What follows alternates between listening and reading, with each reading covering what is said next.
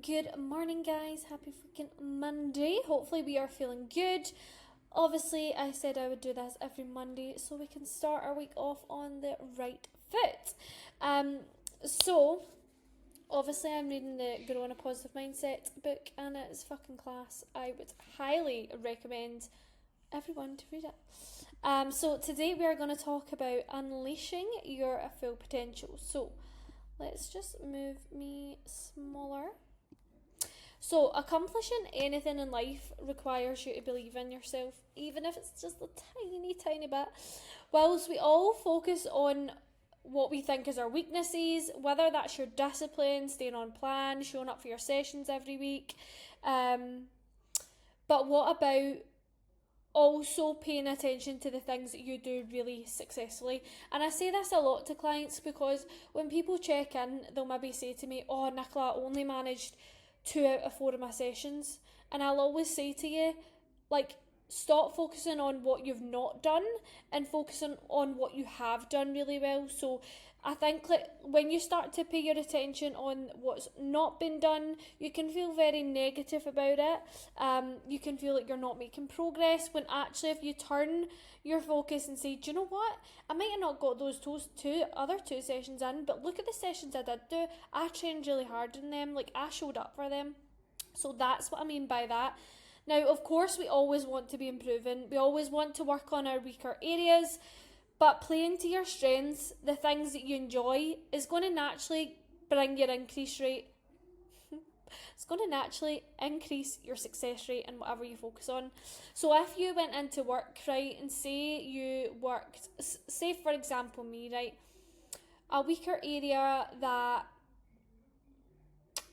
I should work on, let's say, so for example, I'm not a salesperson at all. I feel like the fitness industries became very salesy, trying to close deals and all that. That's what they say all the time. But I'm just not like that, and I'll never be like that. If someone wants to get coached by me, they will get coached by me. Whereas, so for example, someone could consider that as a weaker area for me, saying like say for example, they think that my sales tactics or sales skills are poor, right? So let's say that. So if I just focused 100% on closing deals and getting clients on board and blah blah blah, then actually looking at my strengths. So my strengths would be like my communication with clients, giving you things like this, my content, showing up for my check-ins, giving you that service. If I just focus on sales, the weaker area for me, that's going to, my work rate and all the things that I'm successful in is probably going to dip.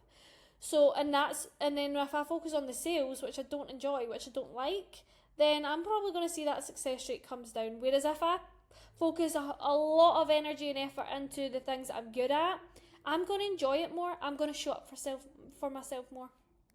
So as I said last week, when we have a pessimistic outlook and we negatively view things and we view ourselves very negatively, like you are your own barrier, you're getting in the way of your own growth, right?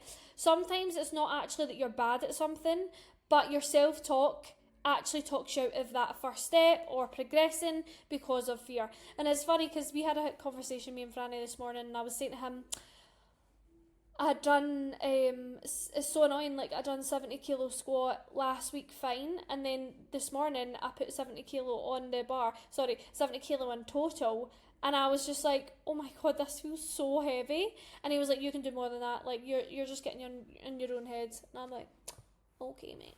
So it's things like that. So why should we focus on our strengths? First of all, you actually have to identify your strengths.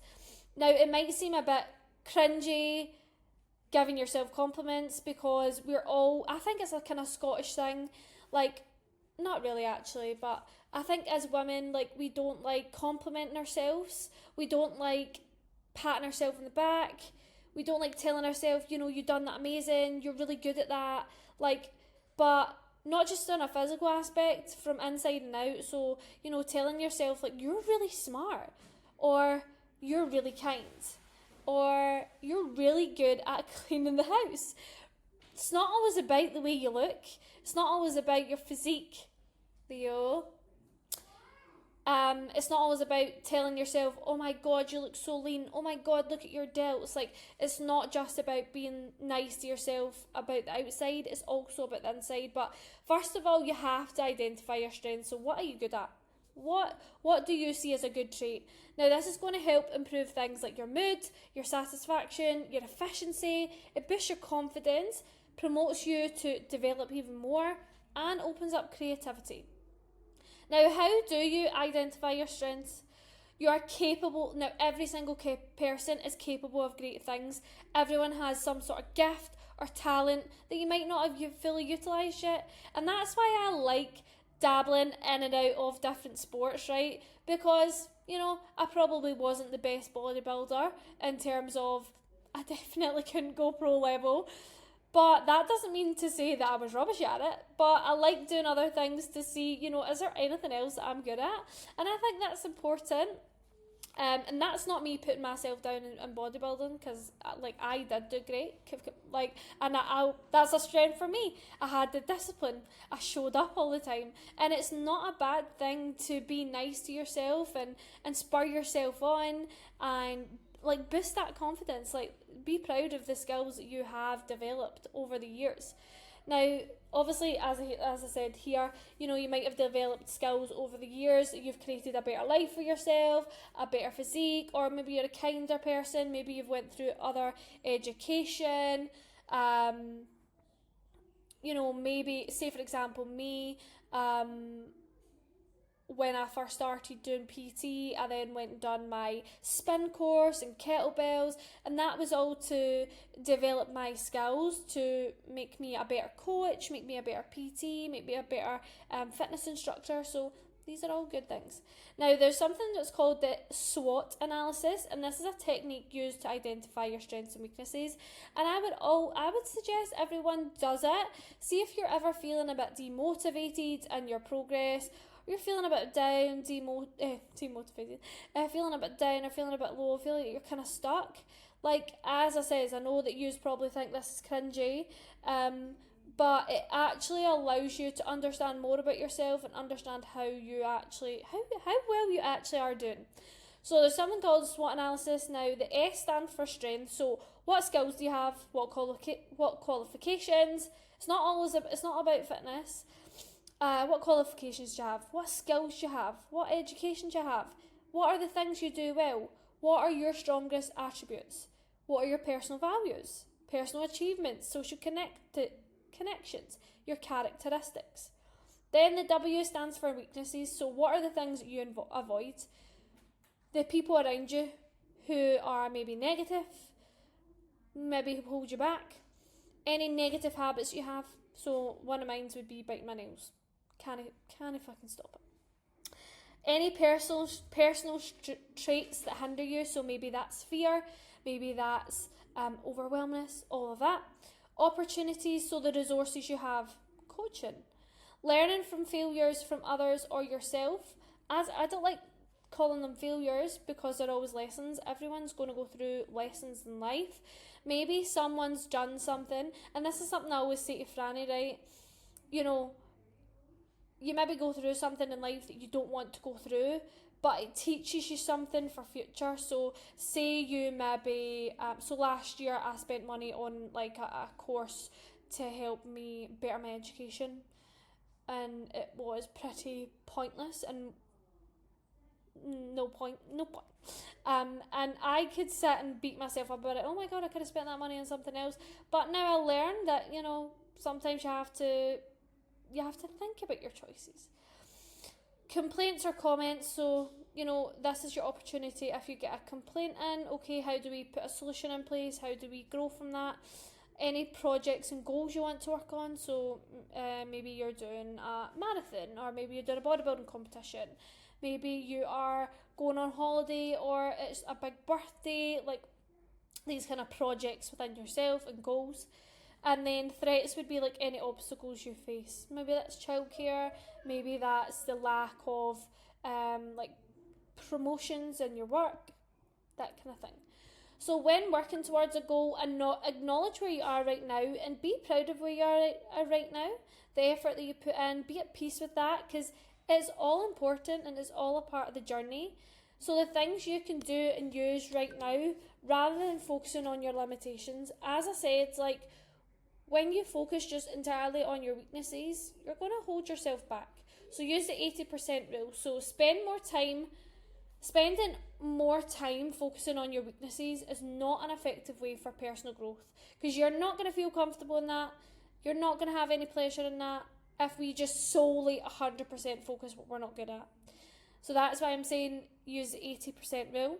So then we stop trying. So say for example, a new client comes on board and they're really bad with their nutrition, getting in the gym, right? They just have no sort of structure at all.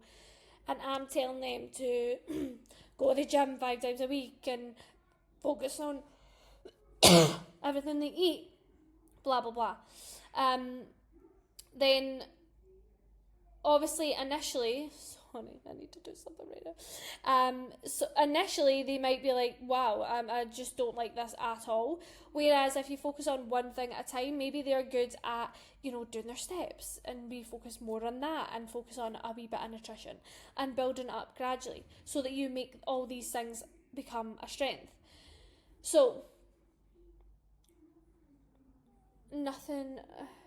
so when we stop trying, then we stop trying. But when you focus more around the things you're good at, nothing's going to stop you. The thought of being good at something is going to fuel you to keep being better. So, of course, we must work on the weaknesses. We must get uncomfortable to be comfortable. But if you're always shying away from it and letting the bad habits just keep going over, not doing anything about it, then you're not actually going to progress. But focusing on just your weaknesses is not going to help you find that happiness that you're searching for. So as I said, it's not about shying away from this, but it's also playing more to your strengths. So what I want you all to do, this is going to be a task actually for this week. Work to your strengths while working on making your weaknesses become your strengths. What I want you to do this week or today is at least try this SWOT analysis. So write down the things your strong points, things that you want to work on that are maybe your weaker areas, things that you have around about you, like your opportunities, your learning from other people, your resources, and then things that are obstacles for you. And have a think about these strengths and actually be aware and be proud of yourself for all these strengths that you have, rather than focusing on all the time your negatives, the weaknesses, right? This is a long one today. But what I mean by doing this is you'll actually be more aware of actually how good you are at things you don't even realise. Happy fucking Monday.